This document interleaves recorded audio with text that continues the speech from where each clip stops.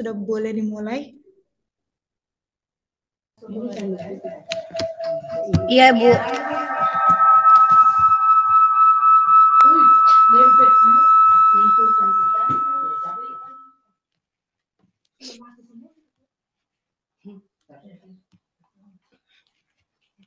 Assalamualaikum warahmatullahi wabarakatuh. Waalaikumsalam. Dan selamat siang.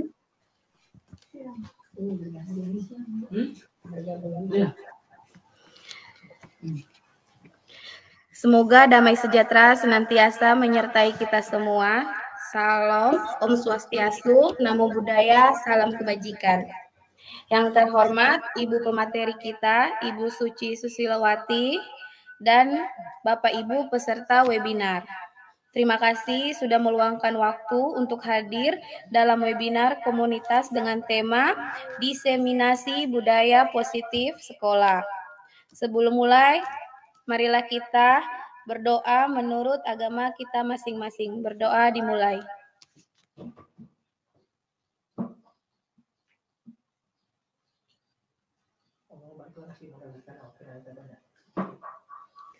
Selesai. Baik, kita lanjut pada agenda selanjutnya.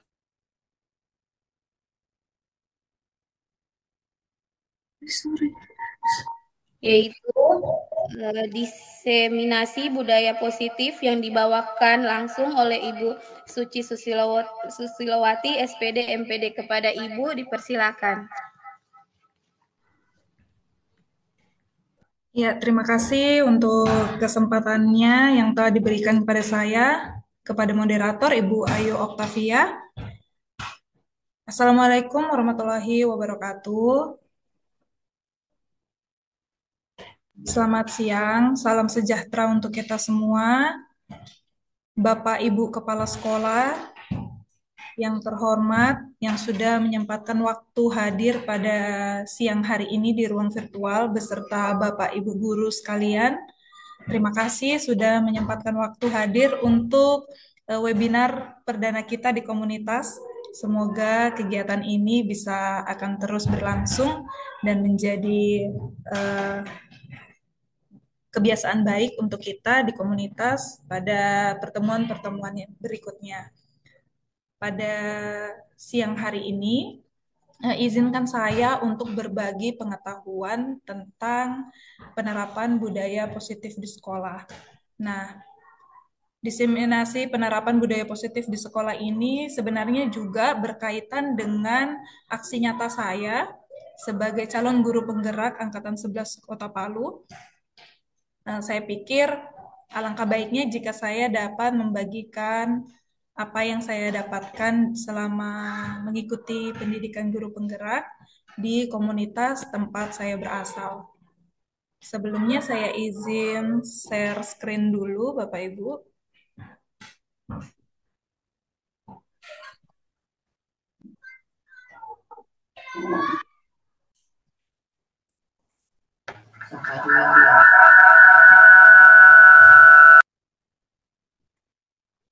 Baik, apakah Sudah ada? Ya, baik. Jadi pada siang hari ini izinkan saya menyampaikan penerapan budaya positif di sekolah. Gurui Bapak Ibu sekalian, saya hanya ingin berbagi apa yang sudah saya lakukan selama beberapa waktu ini mengikuti pendidikan guru penggerak. Di sini juga ada senior saya, angkatan guru penggerak, ada Ibu Arum Maulidia dan Ibu Indrawati Setianingsi. Nanti mohon dukungannya ya, Ibu-ibu. Siapa tahu ada masukan atau ada cerita pengalaman praktik baiknya, nanti bisa di-sharing sama-sama di sini. Untuk materi pembahasan yang akan kita bahas pada siang hari ini itu ada 6, tapi semuanya ini sudah saya singkat dan saya padatkan. Yang pertama tentang disiplin positif dan nilai-nilai kebajikan universal, kemudian motivasi perilaku manusia, yang ketiga keyakinan kelas, kemudian kebutuhan dasar manusia, yang kelima posisi kontrol, dan yang keenam segitiga restitusi. Nah, pada materi disiplin positif dan nilai-nilai kebajikan universal, mungkin saya ingin mengajak Bapak Ibu, rekan-rekan guru untuk bermain sejenak. Di sini kita akan bermain cobalah buka. Di sini ada gambar kepalan tangan Bapak Ibu. Kita berandai bahwa di sebelah kita itu ada teman kita. Nah, apa yang kita isi dalam kepalan tangan kita? Kita mengumpamakan atau membayangkan ada sesuatu yang paling berharga yang kita kepal di dalam kepalan tangan kita. Kemudian silakan minta teman Anda atau rekan di sebelah Anda untuk membujuk Anda atau merayu Anda, bahkan mungkin memarahi atau menghardik Anda untuk dapat membuka dan menyerahkan barang berharga yang Anda kepal. Nah, sekarang kita lihat pada pertanyaan yang pertama, Bapak Ibu. Apakah Anda membuka kepalan tangan Anda ketika teman Anda membujuk atau merayu Anda untuk membuka atau memberikan barang berharga yang Anda miliki? Kalau iya, mengapa? Dan tentu saja ada alasannya. Kemudian yang kedua, apakah Anda tetap menutup kepalan tangan Anda? Jika iya, mengapa? Dan tentu ada alasannya. Nah, ketika Bapak Ibu memilih pilihan antara membuka atau tidak, pasti Bapak Ibu punya alasan masing-masing. Tapi untuk pertanyaan yang nomor 3, dalam kegiatan ini, sesungguhnya siapakah yang memegang kendali atau kontrol untuk membuka atau menutup kepalan tangan kita? Nah, yang mengontrol dan yang dapat membuka dan mengontrol kepalan tangan kita itu sebenarnya adalah kembali ke diri kita sendiri, Bapak Ibu. Jadi sebenarnya tidak ada orang yang bisa mengontrol siapa yang bisa mengendalikan kita. Kalaupun tadi Bapak Ibu memilih untuk membuka kepalan tangan ini di nomor 1, pasti Bapak Ibu punya alasan kenapa ingin membukanya. Kontrol itu ada di tangan Bapak Ibu. Ketika Bapak Ibu memilih untuk tetap menutupnya, pasti Bapak Ibu juga punya alasan untuk tetap menutupnya dan tidak terpengaruh oleh bujuk rayu dari teman Anda. Nah, jadi kembali ke kontrol dalam diri, berarti apapun yang kita lakukan, sebenarnya itu keputusannya ada di dalam diri kita, bukan hasil bujuk rayu dari teman atau dari luar. Itu berasal dari dalam diri kita. Baik Bapak Ibu, ini adalah pengantar sebelum kita masuk ke teori kontrol. Di sini ada teori kontrol dari Dr. William Glasser. Di sini ada 4 teori kontrol yang biasanya kita salah artikan atau miskonsepsi. Yang pertama, ilusi guru mengontrol murid. Pada dasarnya, kita tidak dapat memaksa murid untuk berbuat sesuatu jikalau murid tersebut memilih untuk tidak melakukannya. Jadi, mungkin kita merasa bahwa, oh saya sudah bisa mengontrol murid itu. Tapi sebenarnya, kontrol itu datangnya dari murid itu. Ketika murid itu mengizinkan dirinya untuk bisa dikontrol, maka kita merasa bahwa guru sudah bisa mengontrol murid. Padahal, sebenarnya kontrol itu datang dari dalam dirinya murid itu sendiri, bahwa ia mengizinkan orang lain untuk mengontrol dirinya. Kemudian yang kedua, ilusi bahwa semua penguatan positif, efektif, dan bermanfaat. Nah, ini maksudnya segala usaha untuk mempengaruhi murid agar mengulangi suatu perilaku tertentu adalah suatu usaha untuk mengontrol murid tersebut. Misalnya, ketika ia melakukan sesuatu yang baik, biasanya kita sering memberikan penghargaan atau memberikan hadiah. Nah, dalam jangka waktu tertentu, kemungkinan murid tersebut akan menyadari dan mencoba untuk menolak bujukan ini. Karena lama-kelamaan dia akan jadi jenuh dengan apa yang kita tawarkan. Atau dia sudah hafal, oh jika saya melakukan ini, pasti saya akan mendapatkan sesuatu. Kemudian yang ketiga, ilusi bahwa kritik membuat orang merasa bersalah menguatkan karakter. Tidak jarang saya sendiri kadang seperti ini bersikap kepada murid, menggunakan kritik dan rasa bersalah untuk mengontrol murid menuju pada identitas yang gagal sebenarnya. Mereka belajar untuk merasa buruk tentang diri mereka. Jadi, pada akhirnya mereka akan berpikir bahwa, oh saya sudah melakukan kesalahan yang salah, berarti saya adalah orang yang buruk. Kemudian, ilusi yang terakhir adalah bahwa orang dewasa memiliki hak untuk memaksa. Banyak orang dewasa yang percaya bahwa mereka memiliki tanggung jawab untuk membuat murid-murid berbuat hal-hal tertentu. Apapun yang dilakukan dapat diterima selama ada sebuah kemajuan berdasarkan sebuah pengukuran kinerja. Jadi sebenarnya teori kontrol yang diutarakan oleh Dr. William Glasser ini lebih ke teori pilihan. Jadi pilihan-pilihan itu berada dalam diri kita sendiri. Yang keempat, ilusi yang ditujukan ini sebenarnya ini hanya sebuah ilusi, seolah-olah kita dapat mengontrol, padahal kontrol itu sebenarnya datang dari dalam diri murid. Dalam hal ini kita bicarakan tentang murid. Nah, selanjutnya Bapak Ibu di sini ada makna kata disiplin. Ini masih berkaitan dengan kontrol diri yang tadi sudah kita pelajari bersama. Bapak pendidikan kita, Ki Hajar Dewantara, menyatakan bahwa di mana ada kemerdekaan, disitulah harus ada disiplin yang kuat. Kemudian menurut Dian Gosen dalam bukunya Restructuring School Discipline, Dian menyatakan bahwa arti dari kata disiplin itu berasal dari bahasa Latin yang artinya disiplina, yang artinya adalah belajar. Kata disiplin juga berasal dari akar kata yang sama dengan disciple atau murid pengikut. Nah, berdasarkan dua pendapat tersebut, dapat dimaknai bahwa disiplin adalah bagaimana cara kita mengontrol diri. Ini berkaitan dengan tadi tentang kontrol diri yang sudah kita pelajari, dan bagaimana menguasai diri kita untuk memilih tindakan yang mengacu pada nilai-nilai yang kita hargai agar tercapai tujuan mulia yang diinginkan.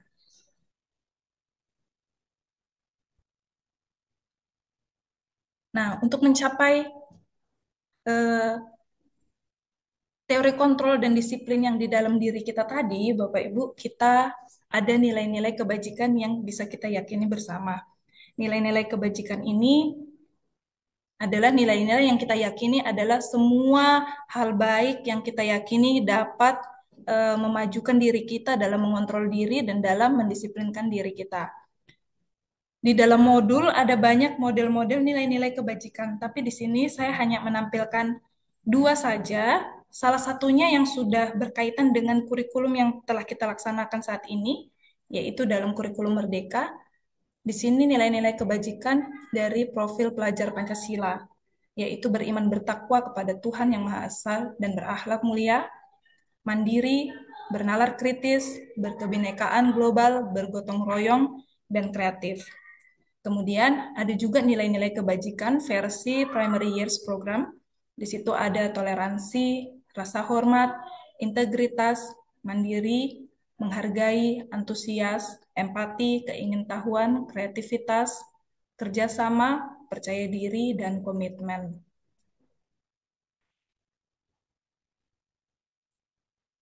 Dalam perilakunya, Bapak Ibu, motivasi perilaku manusia itu dibagi menjadi tiga.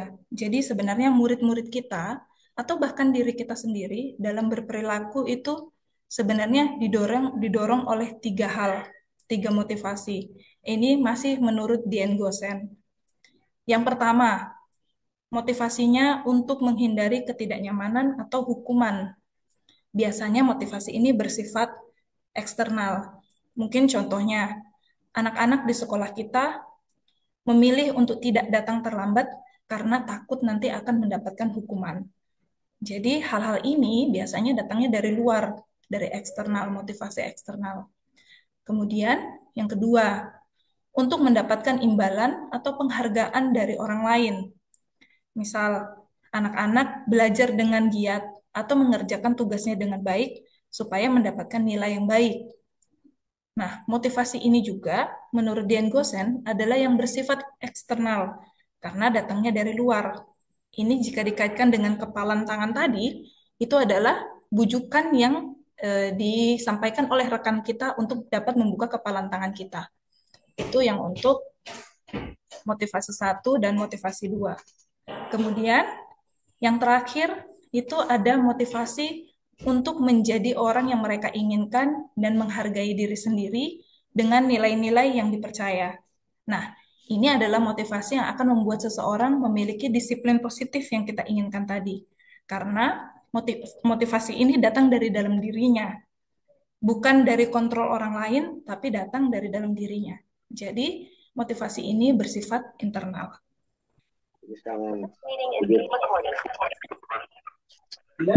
Selanjutnya, Bapak Ibu, kita akan mempelajari tentang apa itu perbedaan hukuman, konsekuensi, dan restitusi. Di sini masih berkaitan dengan disiplin positif. Pertama, kita akan bicara tentang hukuman. Hukuman itu bersifat tidak terencana atau tiba-tiba.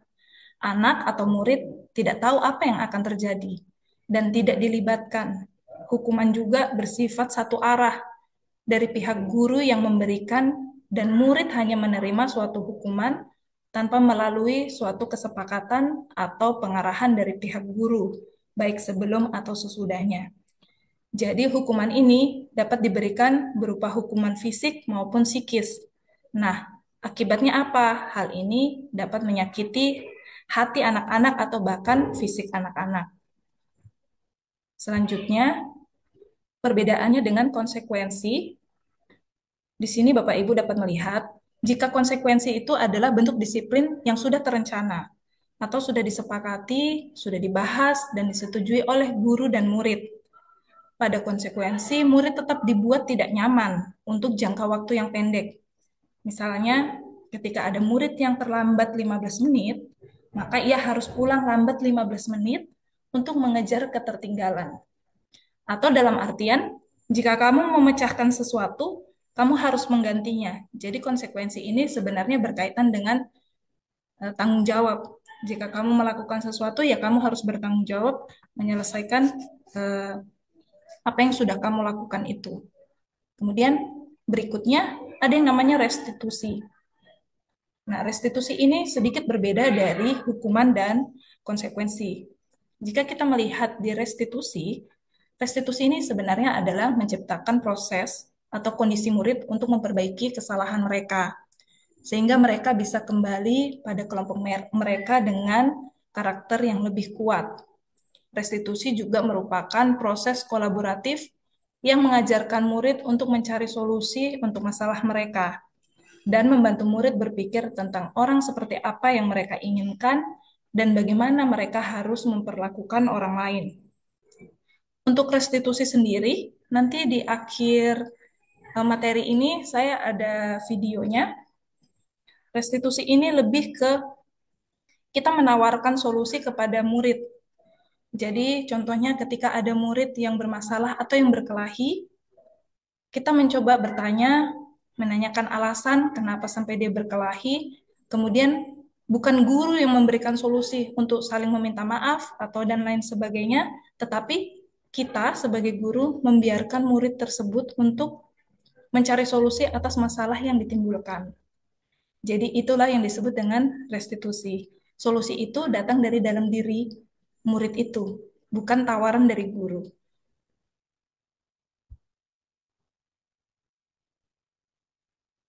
Nah, kita masuk pada keyakinan kelas.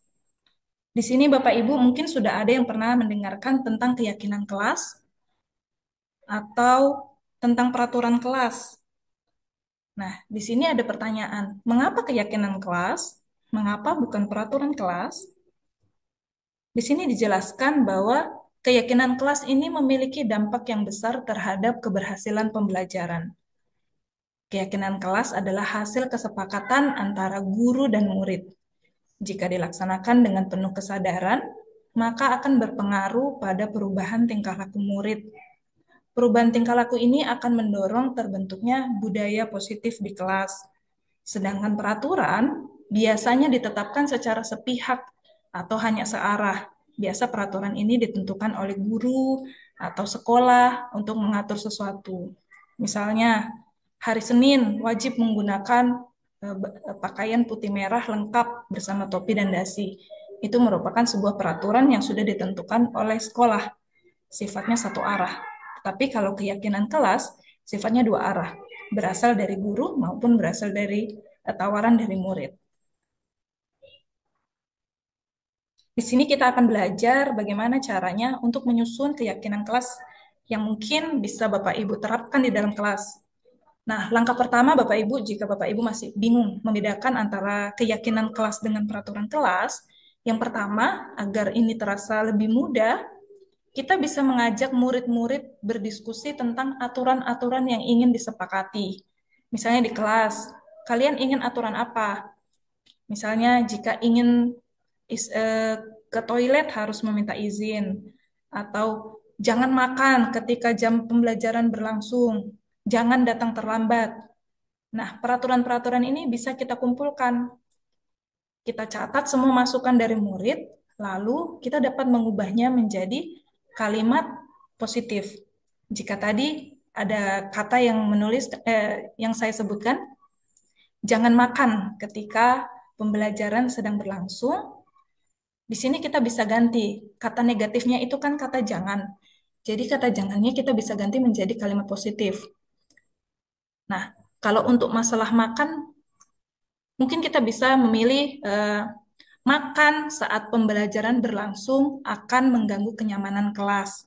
Kita bisa mengubah kalimatnya seperti itu. Atau pada contoh di sini, jangan membuang sampah sembarangan. Di sini ada kalimat negatif. Kalimat negatifnya adalah kata jangan. Tapi ketika kita mengubahnya menjadi keyakinan kelas, kita bisa mengganti kata jangan menjadi lebih positif, yaitu dengan buanglah sampah ke tong sampah atau buanglah sampah pada tempatnya. Kita mengubah kalimatnya dari negatif menjadi positif. Itulah perbedaan, salah satu perbedaan dari keyakinan kelas dan peraturan kelas. Kemudian setelah itu, identifikasi nilai kebajikan yang terkandung. Nah, tadi nilai kebajikan yang sudah saya tampilkan di awal itu ada dua. Yang satu versinya profil pelajar Pancasila, mungkin itu yang paling mudah kita ingat karena berkaitan dengan kurikulum kita saat ini. Kita identifikasi, jangan membuang sampah ini sebenarnya masuk pada nilai kebajikan yang mana. Di sini saya menulis, untuk jangan membuang sampah sembarangan atau buanglah sampah di tong sampah, itu nilai kebajikannya adalah menjaga kebersihan. Kemudian setelah itu, kita tinjau kembali bersama murid untuk semua nilai keyakinan yang dibuat untuk disetujui bersama. Setelah disetujui, keyakinan murid kelas ini bisa ditempel, kemudian boleh ditandatangani seluruh warga kelas, kemudian ditempel di kelas, supaya masing-masing anak merasa memiliki bahwa, oh keyakinan ini adalah keyakinan yang sudah kita yakini untuk kita terapkan bersama di dalam kelas. Berikut ini ada contoh keyakinan kelas yang saya sudah coba buat bersama murid saya di kelas. Di sini saya mengambil nilai-nilai kebajikannya itu berdasarkan dengan profil pelajar Pancasila. Mungkin saya akan membacakannya salah satunya di sini yang mandiri. Keyakinan kelas untuk nilai kebajikan universal yang saya pilih mandiri. Kemudian kami menyepakati, kami meyakini bahwa bersikap mandiri membuat kita dapat bertanggung jawab pada diri kita sendiri dan tidak bergantung pada orang lain. Kemudian salah satu contohnya saya bisa ambil mungkin yang di berkebinekaan global. Ini nilai kebajikan universalnya. Untuk keyakinannya, kami meyakini bahwa bersikap toleran dan mampu menghargai orang lain akan menciptakan perdamaian dalam hidup bermasyarakat. Ini hanya contoh. Nanti Bapak Ibu sekalian bisa mungkin menerapkannya di kelas dan mendiskusikannya bersama murid. Nah, selanjutnya Bapak Ibu, di sini kita akan belajar tentang kebutuhan dasar manusia. Jadi, pada dasarnya, manusia memiliki 5 kebutuhan dasar yang harus dipenuhi. Yang paling dasar dan yang paling utama itu adalah kebutuhan bertahan hidup. Biasanya ini berkaitan dengan kebutuhan sandang, pangan, dan papan. Jadi, ini adalah kebutuhan dasar manusia. Ketika kebutuhan dasar bertahan hidup ini sudah terpenuhi, dalam artian makannya cukup, tempat tinggalnya yang nyaman, eh, ada yang baju untuk dikenakan, maka manusia akan mencari cinta dan kasih sayang. Di sini biasanya kita bisa dapatkan dari keluarga atau orang-orang terdekat di sekitar kita. Nah, ketika kedua kebutuhan dasar ini sudah terpenuhi, maka kita akan mencari kebutuhan dasar lainnya, yaitu kebebasan. Kebebasan membuat pilihan. Mungkin kalau diangkat di anak-anak, di murid, mereka bebas memilih mau memilih memakai baju apa hari ini, saya mau memilih menonton film apa hari ini, kebebasan yang seperti itu. Kemudian setelah mendapatkan kebebasan, apa lagi yang dicari? Ini adalah kesenangan. Kesenangan ini bisa terkait dengan apa yang kita sukai atau berkaitan dengan hobi. Ketika ketiga kebutuhan dasar sudah terpenuhi, kita akan mulai mencari-cari apa yang ingin kita penuhi untuk kebutuhan kesenangan kita. Misalnya kita menjalani hobi kita seperti saya, selain jadi guru saya suka menjahit. Maka itulah kesenangan buat saya. Saya akan menekuni menjahit gitu. Kemudian yang selanjutnya itu adalah penguasaan. Di sini ketika kita bisa mendapatkan 4 kebutuhan dasar yang sudah terpenuhi, maka kita akan meningkat lagi menjadi kebutuhan yang paling puncak adalah penguasaan. Biasanya ini kita membutuhkan pengakuan dari orang lain bahwa kita mampu melakukan sesuatu atau kita bisa mengontrol orang lain. Nah, nanti kebutuhan dasar ini Bapak Ibu akan berkaitan dengan posisi kontrol dan segitiga restitusi. Sebelumnya kita akan bahas dulu untuk 5 posisi kontrol. Untuk Bapak Ibu guru, setelah saya mengikuti pendidikan calon guru penggerak ini, saya menyadari, oh ternyata selama ini ketika saya menjadi guru, saya ada dalam posisi kontrol ini.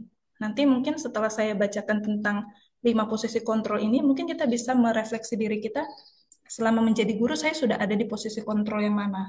Apakah saya sudah bisa ada di posisi yang baik atau saya perlu memperbaiki lagi? Nah, yang pertama, di sini ada posisi kontrol sebagai penghukum. Seorang penghukum bisa menggunakan hukum fisik maupun verbal.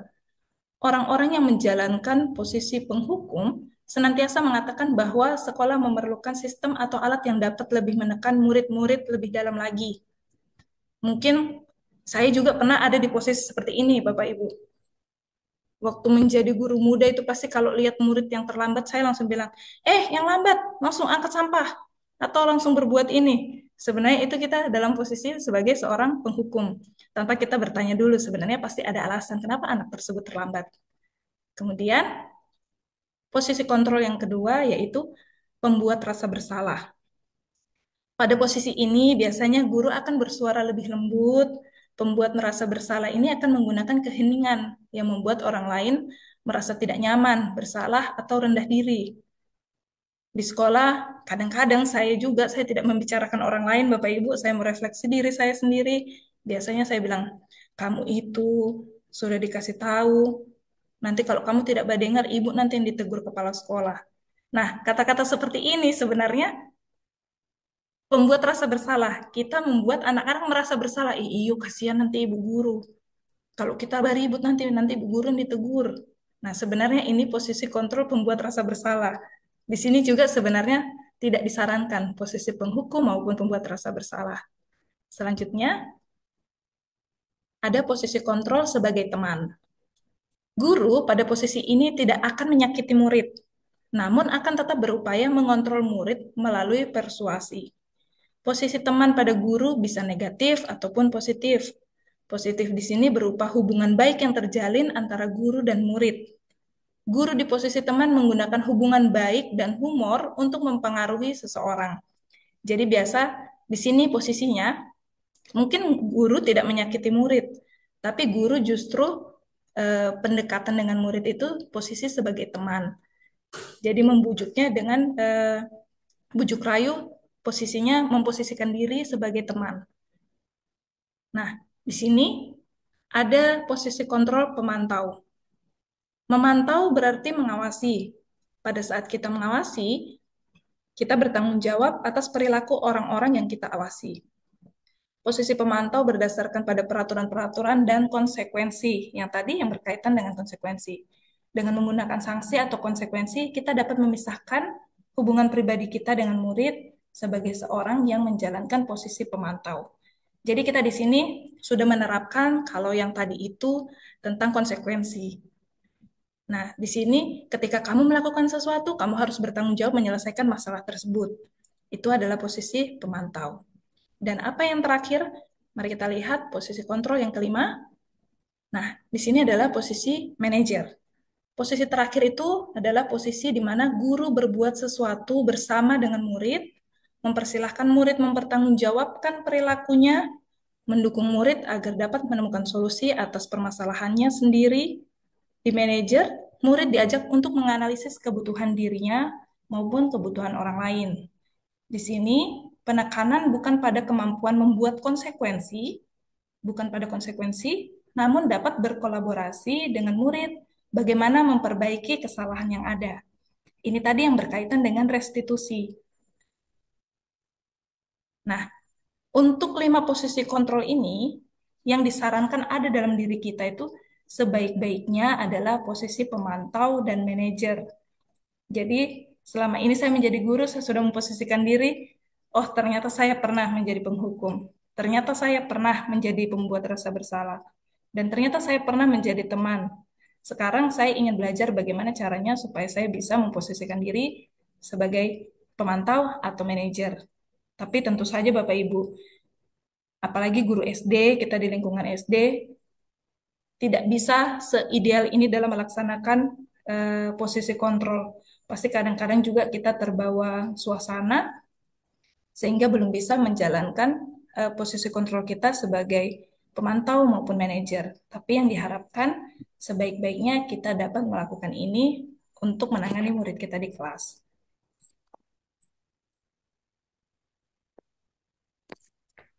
Nah, di sini Bapak Ibu ada segitiga restitusi.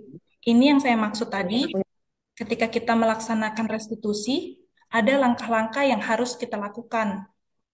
Restitusi adalah proses menciptakan kondisi bagi murid untuk memperbaiki kesalahan mereka, sehingga mereka bisa kembali menjadi karakter yang lebih kuat.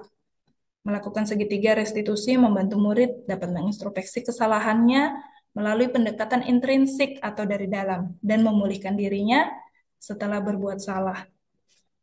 Di sini akan saya putarkan video Bapak Ibu, mungkin nanti volumenya Bapak Ibu bisa ditambah sedikit supaya bisa didengar. Ini hasil praktik saya di kelas Bapak Ibu.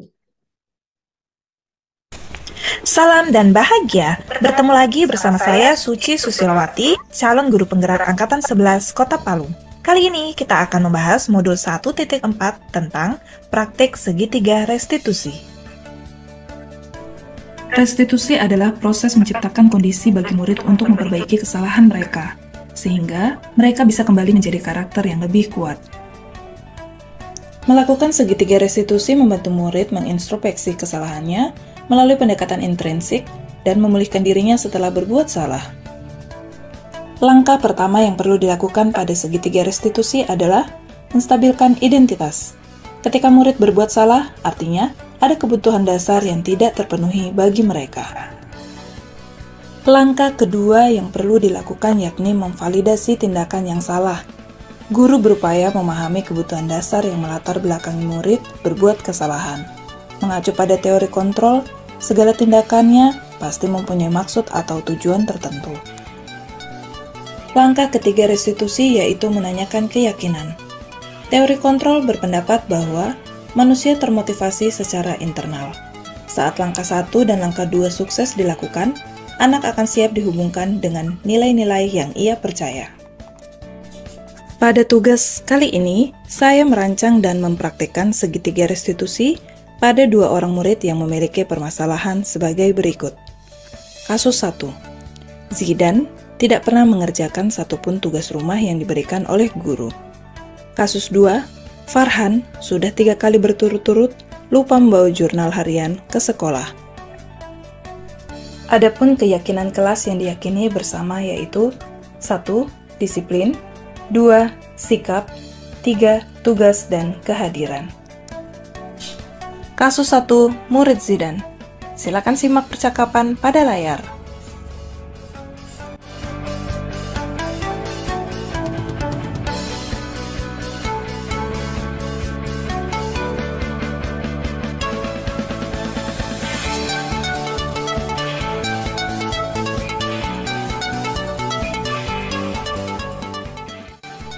Kasus 2. Murid Farhan. Pada kasus murid Farhan, saya akan melakukan praktek segitiga restitusi. Silahkan simak videonya berikut ini.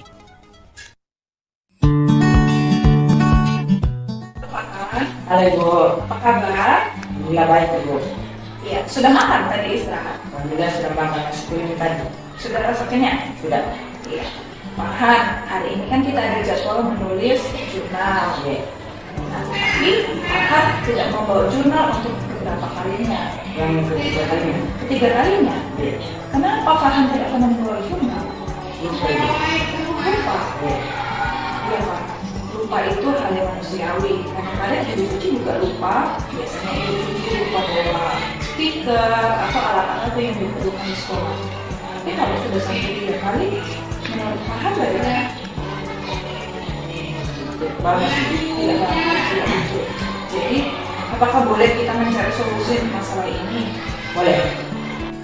Iya, Farhan. Pasti Farhan punya alasan kenapa Mama gak jaga adik dengan baru susu. oh begitu. Iya. Makanya Farhan jadi lupa. Iya. Jadi bagaimana perasaan Farhan ketika disuruh mama membersihkan rumah dan menjaga adik? Capek. Oh, iya. Terus bagaimana tadi perasaanmu ketika ibu suruh menulis jurnal tapi jurnalnya Farhan tidak mau? Gelisah dan takut. Takut kenapa? Takut gimana Ibu? Oke. Jadi menurut Farhan, apakah ada solusi untuk menyelesaikan ini? Ada Ibu. Apa solusinya? Solusinya kalau sebentar pulang sekolah nanti buku jurnal setelah kita semua. Apakah Farhan masih ingat keyakinan kelas yang sudah kita bikin bersama? Masih ingat sih Pak. Aduh, oke. Ada apa saja keyakinan kelas yang masih diingat sama Farhan? Yang saya ingat disiplin, Ya, tugas dengan sikap. oke. Ada 3 ya? Iya. Baik. Sekarang Ibu tanya, menurut Farhan, kira-kira keyakinan kelas mana yang belum ditunjukkan oleh Farhan? Sikap dan tugas. Sikap dan tugas. Ya. Menurut Farhan, apakah tindakan tadi sudah mencerminkan keyakinan kelas kita? Belum Ibu. Kenapa? Karena sifat saya tidak bertanggung dan saya tidak mengerjakan tugas yang diberikan ini. Ya. Nah, bagus ya, karena Farhan sudah tahu apa yang menjadi kesalahannya Farhan. Nah, sekarang Ibu tanya, apa yang harus Farhan lakukan supaya Farhan tidak lupa membawa jurnal? Setelah pulang sekolah ini saya buku jurnalku saya taruh di tas, baru besok harinya saya taruh di mak supaya tidak bawa pulang lagi, saya tidak lupa. Oke, betul. Bagus ya. Jika iya, kapan Farhan mulai melaksanakan ini? Besok. Besok ya. Berarti besok Ibu tunggu ya. Iya. Semoga kamu bisa menjalankan solusi yang sudah kamu tawarkan tadi ya. Iya. Oke. Jadi sekarang Farhan sudah boleh kembali beristirahat. Perasaanku setelah melakukan segitiga restitusi bersama ibu guru, saya merasa lega karena saya punya solusi untuk menyelesaikan masalah saya yang telah saya buat.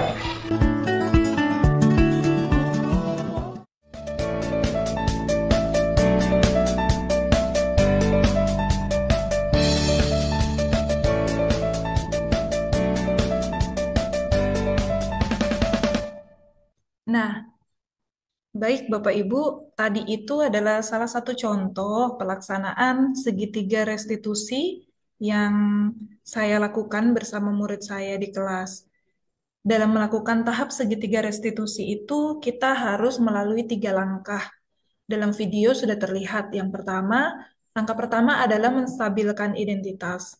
Nah, menstabilkan identitas ini biasanya kita menyampaikan kepada anak-anak bahwa wajar merasa marah atau menjadi lupa itu adalah hal yang manusiawi.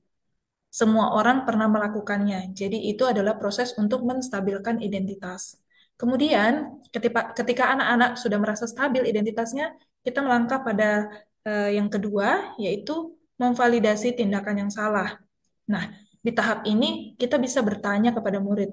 Pasti dia punya alasan. Seperti contohnya si Farhan tadi, pasti dia punya alasan kenapa dia lupa membawa jurnalnya. Di situ dia menyatakan bahwa malamnya dia disuruh membersihkan rumah dan menjaga adik. Akhirnya dia lupa. Jadi sebenarnya segala sesuatu yang dilakukan itu memiliki alasan, dan alasan itu biasanya berkaitan dengan kebutuhan dasar, 5 kebutuhan dasar. Nah, setelah melakukan tindakan validasi yang salah, tindakan yang salah, kita menuju pada langkah yang terakhir, yaitu menanyakan keyakinan kelas. Nah, di tahap menanyakan keyakinan kelas ini, kita bisa bertanya, kira-kira di dalam keyakinan kelas yang sudah disepakati bersama, anak tersebut sudah tidak mencerminkan keyakinan kelas yang mana. Jika ia sudah bisa menunjukkan, kita bisa menawarkan restitusi, atau kita menawarkan kepada anak tersebut solusi apa yang bisa diambil supaya apa yang dia lakukan tidak terulang kembali. Selanjutnya, Bapak Ibu, kita masuk pada refleksi. Ketika selesai melaksanakan segitiga restitusi, biasanya guru akan menemukan alasan mengapa murid melakukan tindakan yang salah, dan semua alasan yang dikemukakan murid pasti berkaitan dengan salah satu kebutuhan dasar yang belum terpenuhi oleh diri siswa. Kesimpulannya, disiplin positif menciptakan lingkungan belajar berkualitas dan berpihak pada murid. Menciptakan lingkungan seperti ini berawal dari nilai-nilai kebajikan yang diyakini oleh seluruh warga kelas atau sekolah dan didukung oleh pemahaman guru tentang posisi kontrol yang mereka mainkan. Posisi kontrol guru membantu murid merestitusi dirinya dari berbagai permasalahan yang diakibatkan oleh belum terpenuhinya kebutuhan dasar sebagai manusia.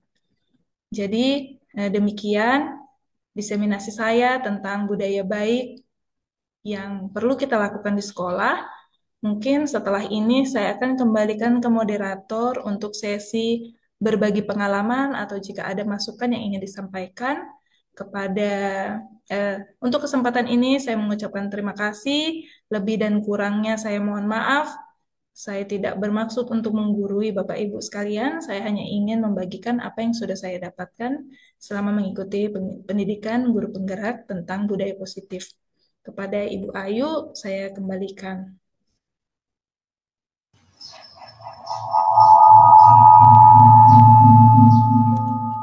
Iya. Ya, terima kasih kepada Ibu Suci Susilawati yang sudah memberikan praktik baik kepada kami. Kemudian saya akan membuka sesi tanggapan atau berbagi pengalaman tentang budaya positif di sekolah. Dan saya mohon kepada Bapak Ibu yang ingin berbagi atau memberi tanggapan, tolong videonya dinyalakan. Dan nanti tolong juga disebutkan nama dan asal sekolahnya. Terima kasih.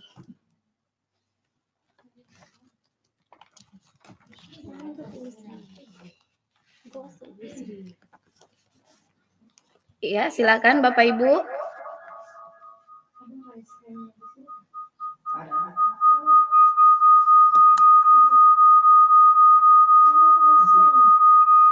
Apa saya mau lakukan ini? Terlalu ribut.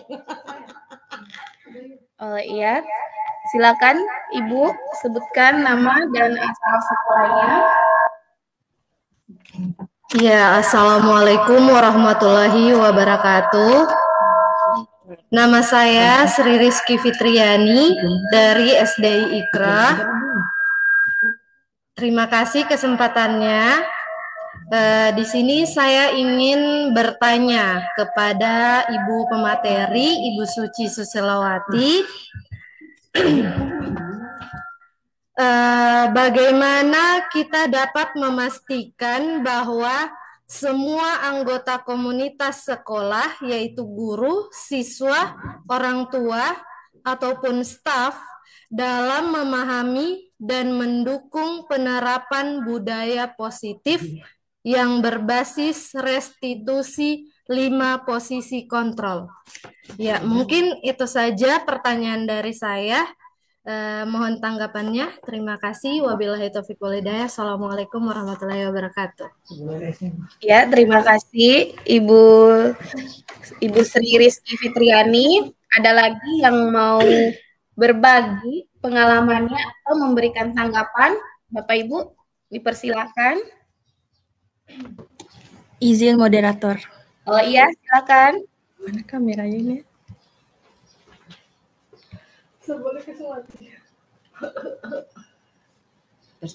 Oke, sudah.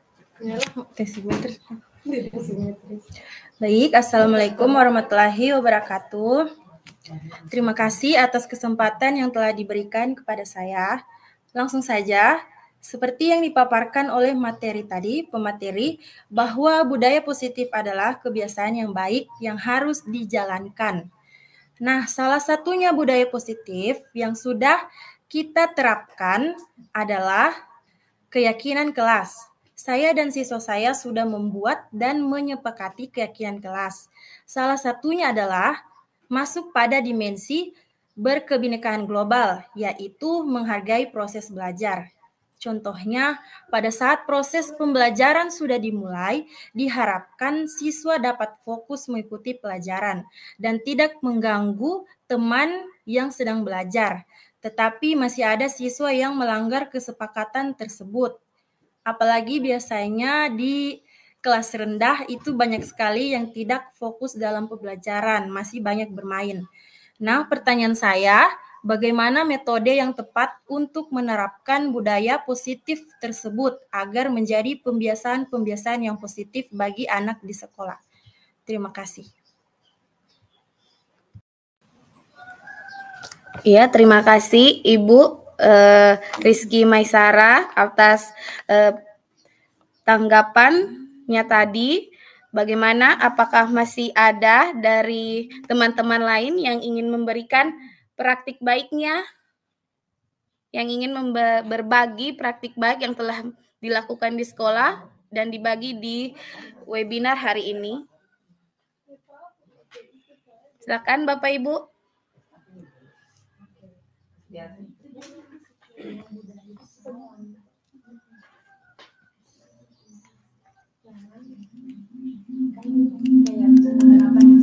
Itu yang di dalam kelas itu keyakinan kelas tadi.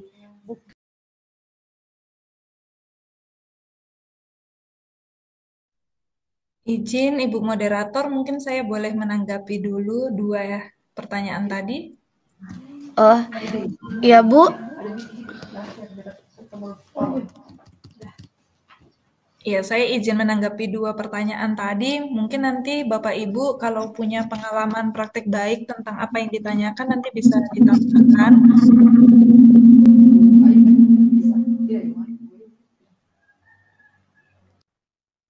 Ya, pertama yang berkaitan tentang bagaimana sekolah bisa memulai menjalankan budaya positif dan posisi kontrol untuk semua warga sekolah ya. Tadi ini dari Ibu Sri ya kalau nggak salah. Ya, Ibu Sri.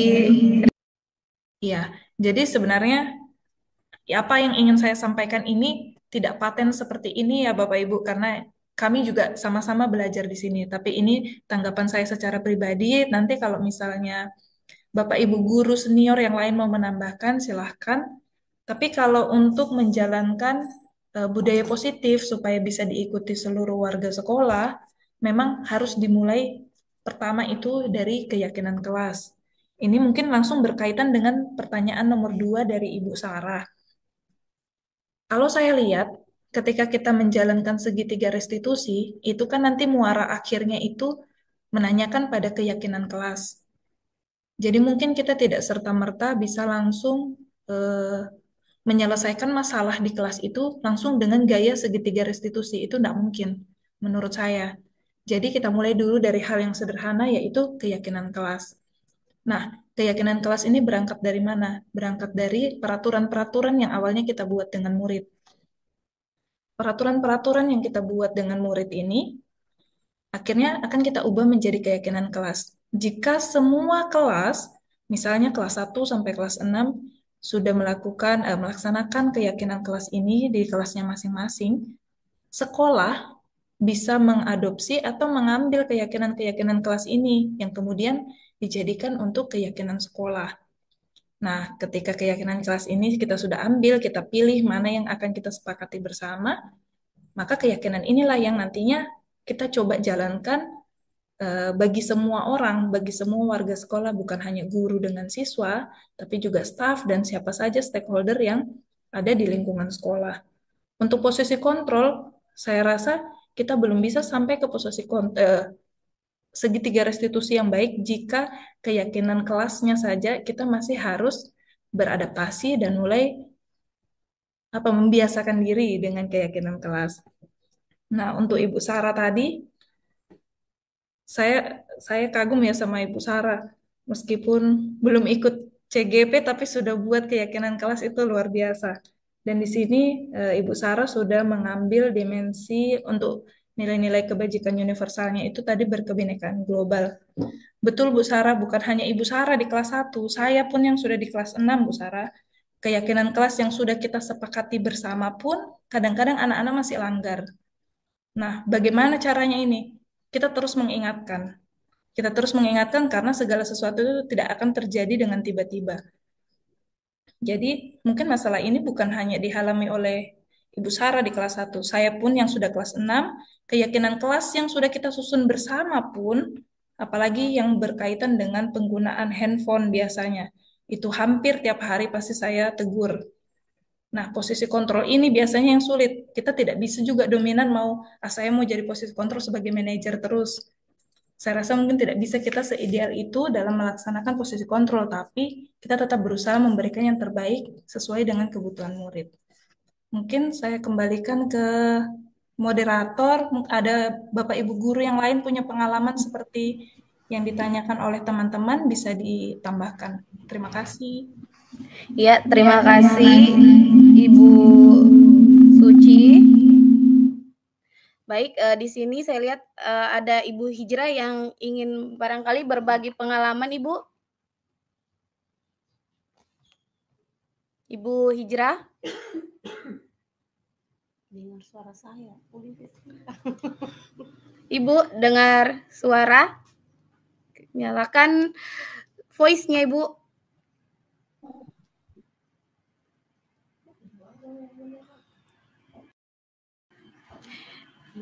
Baik, mungkin saya kembalikan dulu ke teman Ibu Sarah dan Ibu Sri Rizky dengan tanggapan yang sudah diberikan oleh Ibu Suci tadi. Bagaimana, Bapak, Ibu?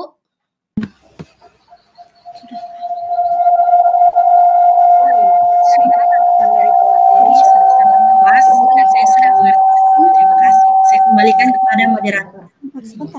Ya, untuk saya juga sudah puas dengan jawabannya. Terima kasih sudah diterangkan dengan sedetail mungkin. Itu saja. Ya, terima kasih. Bapak Ibu, ada lagi yang ingin berbagi pengalaman di kelasnya tentang praktik baik?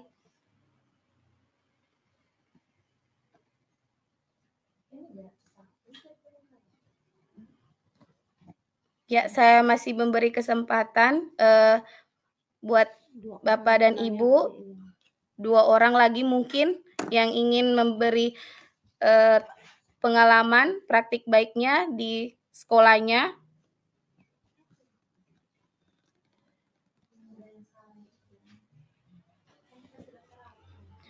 Iya, Ibu Inderawati.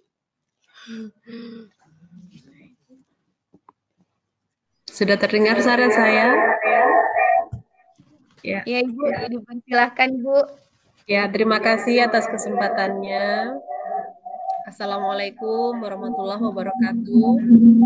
Waalaikumsalam warahmatullahi wabarakatuh. Ya, pertama saya mengucapkan banyak-banyak apresiasi kepada Ibu Suci selaku CGP angkatan 11 ya. Oke, luar biasa penampilannya dalam memaparkan materinya sangat keren. Baik Ibu Suci, mungkin saya hanya sedikit masukan terkait tahapan restitusi yang sudah Ibu lakukan ya. Jadi pada saat mungkin kita melakukan kegiatan segitiga restitusi itu, jadi posisi duduk anak-anak kalau bisa kita di sebelahnya gitu. Jadi jangan berhadapan karena salah satunya itu juga bisa mungkin bisa apa namanya, menambah apa ya, ketakutan anak-anak gitu. Kan di situ posisi anak-anak sudah melakukan sebuah kesalahan. Jadi kalau misalkan itu posisi tempat duduk juga mempengaruhi psikologi anak. Jadi kalau misalkan anak itu duduk di sebelah kita, kayak kita ajak berteman, ngobrol, jadi mau tidak mau pasti akan keluar perasaannya. Mungkin tidak ada yang tersimpan, mungkin seperti itu. Jadi tahapan restitusi itu sendiri bisa berjalan dengan baik gitu. Mungkin itu saja Ibu Suci, tapi selebihnya keren, luar biasa. Terima kasih. Ya, terima kasih Ibu Kepala Sekolah, Ibu Indrawati Setianingsih, SPD MPD yang sudah memberikan masukan kepada kami. Baik, atau masih ada yang ingin berbagi pengalaman, berbagi praktik baik di sekolahnya? Saya masih beri kesempatan, mungkin beberapa orang lagi. Karena kita masih ada waktu sampai jam 4 sore.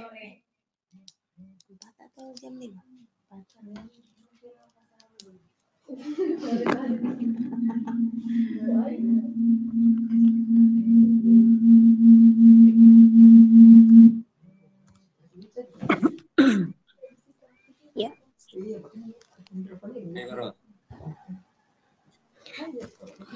Iya, mungkin masukan dari Ibu Indrawati tadi cukup satu saja. Mungkin kita kembalikan ke pemateri Ibu Suci. Masih ada yang mau Ibu tambahkan? Ya, baik. Terima kasih Bu Indra, senior saya di JGP. Ya, betul Bu. Benar, saya menerima masukannya. Dan itu memang betul. Saya setuju dengan tanggapannya Ibu tadi. Saya tidak membuat pembelaan. Saya mengakui, ya benar, bahwa posisi duduk memang mempengaruhi psikologi anak. Gitu. Jadi, itu saja mungkin. Terima kasih untuk partisipasinya teman-teman guru semua. Semoga di kesempatan berikutnya banyak dari teman-teman di komunitas juga terlibat di calon guru penggerak. Makasih kembali ke Ibu Moderator. Ya, terima kasih Ibu pemateri hari ini dan teman-teman yang sudah memberikan tanggapan dan masukannya hari ini. Bapak dan Ibu yang terhormat, kini kita sudah sampai di penghujung acara. Semoga ilmu yang sudah diberikan kepada kita hari ini bisa membawa dampak positif bagi kita semua. Saya sebagai moderator Ayu Oktavia mengucapkan terima kasih kepada Bapak dan Ibu yang dari awal hingga akhir sudah mengikuti webinar ini. Saya ucapkan wassalamualaikum warahmatullahi wabarakatuh. Warahmatullahi wabarakatuh.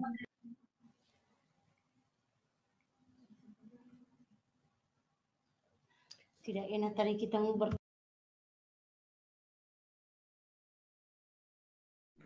Sukses Ibu Suci, semuanya teman-teman. Terima kasih. Terima kasih. Jangan lupa isi absennya Bapak Ibu guru. Siap-siap.